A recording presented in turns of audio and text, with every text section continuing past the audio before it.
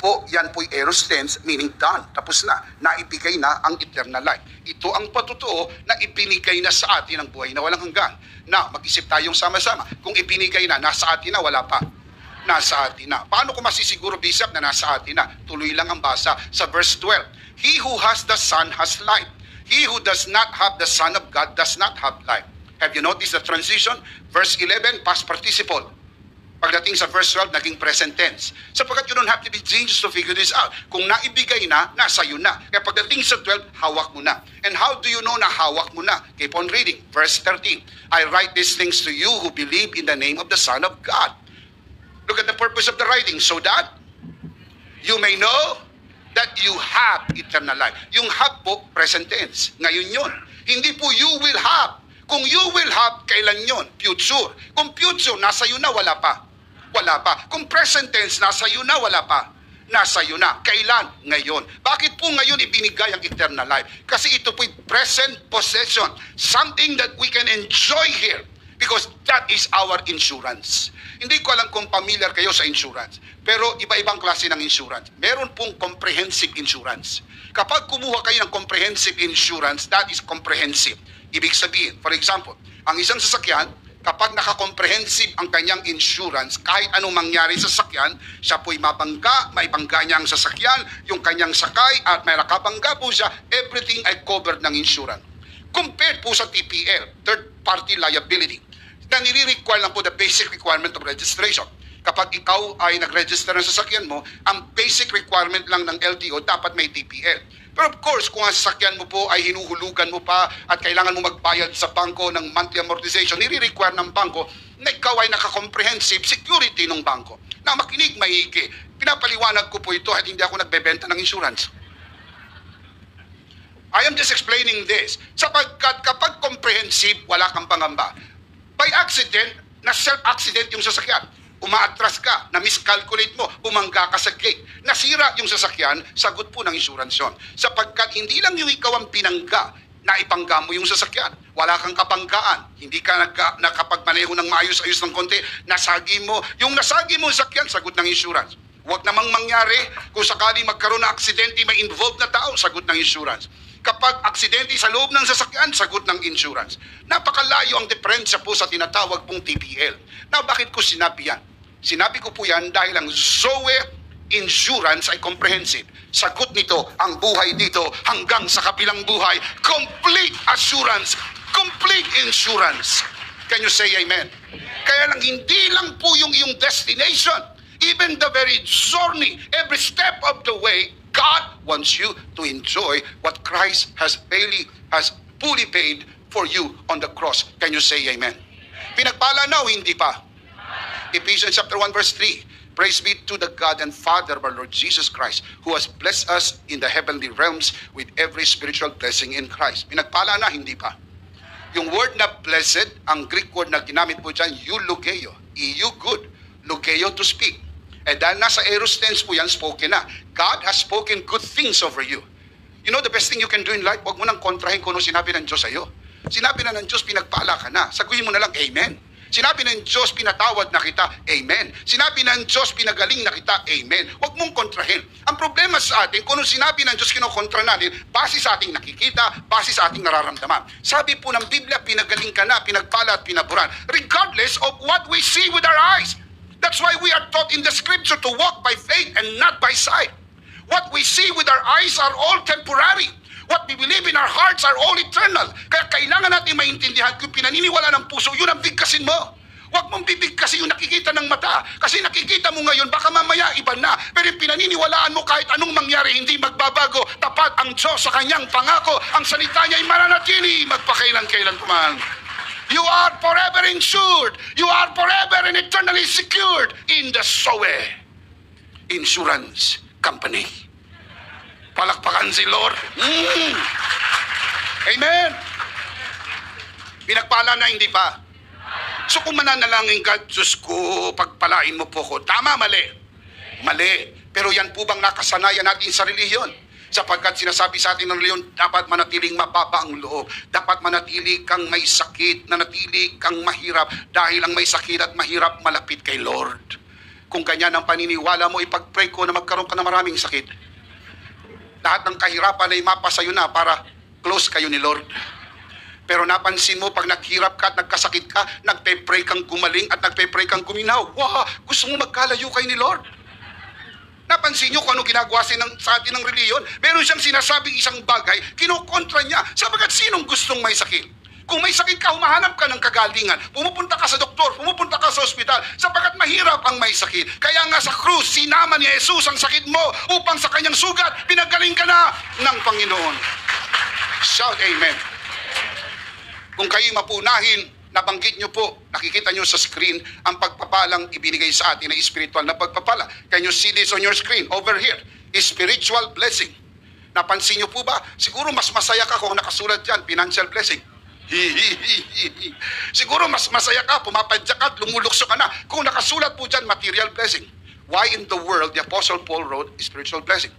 To highlight and showcase two important points. The superiority and the eternality of the blessing we have in Christ. Bakit? I'll show you the verse. 2 Corinthians chapter 4, verse 18. The Apostle Paul writes, so we fix our eyes, not on what is seen, meaning material, but on what is unseen, meaning spiritual. Why? For what is seen is temporary. Look at the next line. But what is unseen is eternal. Ibig sabihin yung spiritual, superior na eternal pa. Kaya hindi po inilagay financial o material. But make no mistake about this, kasama ang material, kasama ang financial. Kasi superior ang spiritual, package kasama. Kapag financial at material, hindi necessarily merong spiritual. Tama po ba na maraming tao ang mayaman sa pera pero malayo sa Diyos? Totoo po ba na maraming tao maginhawa sa buhay pero wala sa kaisipan nilang Diyos? Pero totoo, kapag spiritually blessed ka, kasama po ang financial blessing, material blessing, relational blessing, kasi ang comprehensive insurance na ibinigay sa iyo ng Panginoon ay saklaw ang buo mong pagkatao, hindi lang espiritu, kasama ang kaluluwa at kasama ang katawan. Shout amen! Look at the statement again. Silipin natin isang beses and I want you to memorize this. I know you can. Magaling kayo mag-memorize. Let's do this together. Out loud. Basa.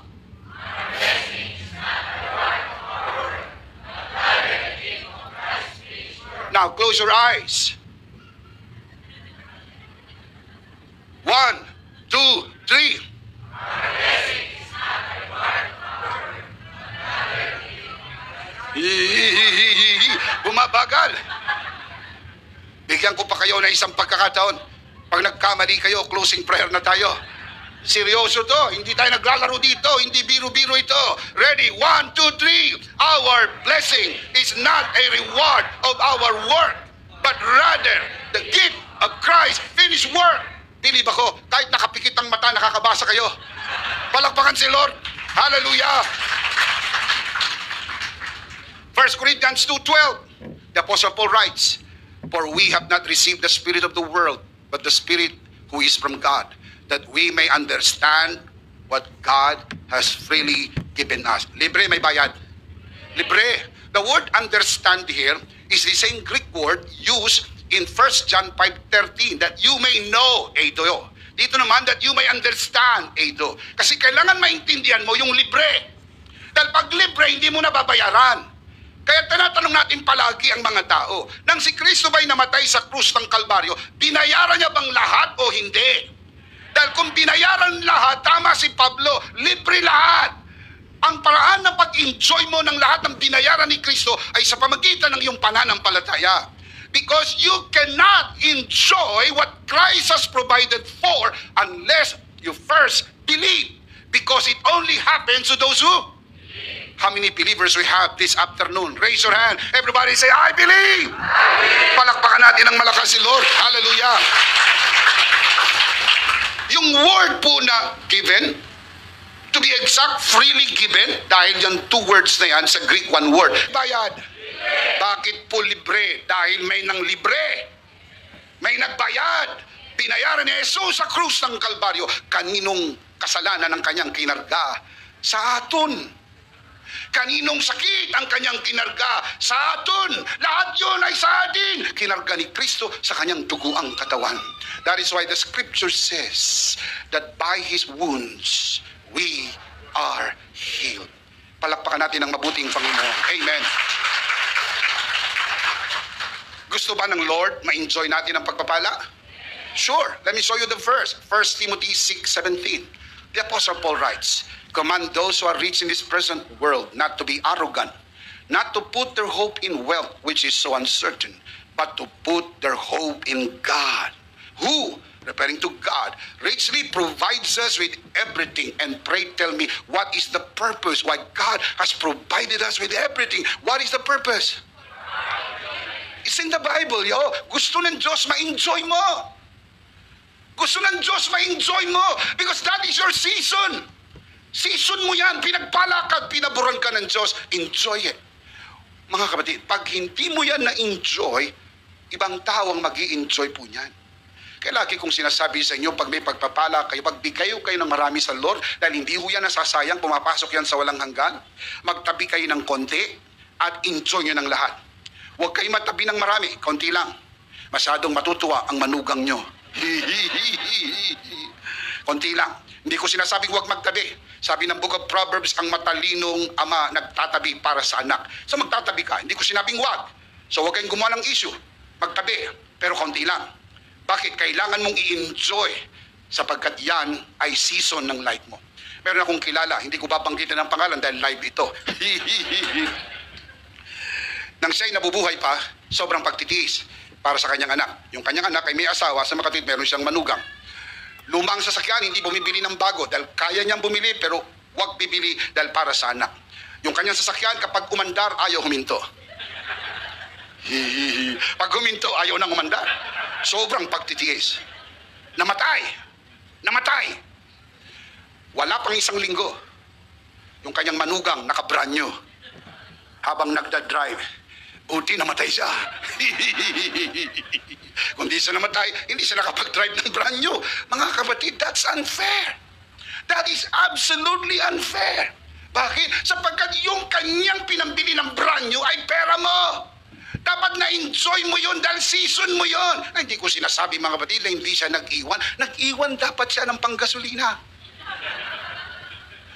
Dahil pagka bumili ka ng brand new at nawala ka, mapapakanino ba yung brand new? Sa kanila rin. Tama? Pero bago mapunta sa kanila, na-drive mo muna. Oh, baby, you can drive my car. Oh, baby, you can drive my car. The problem is, namatay po siya nang hindi nakatikim magmaneho ng bagong sasakyan. And believe me when I tell you, it feels so good when you drive a nice car. Hindi ko galit ang Diyos na ma-enjoy mo yan. In fact, pag na-enjoy mo yan, tumitingin ang Diyos ang sabi, anak, na-enjoy mo ba? Sabi mo, Lord, salamat, salamat. Napapatingala ka. Sapagkat alam mo kung meron ka man ngayon, sapagkat pinagpala ka at pinaburan ka ng ating Panginoon. Shout amen.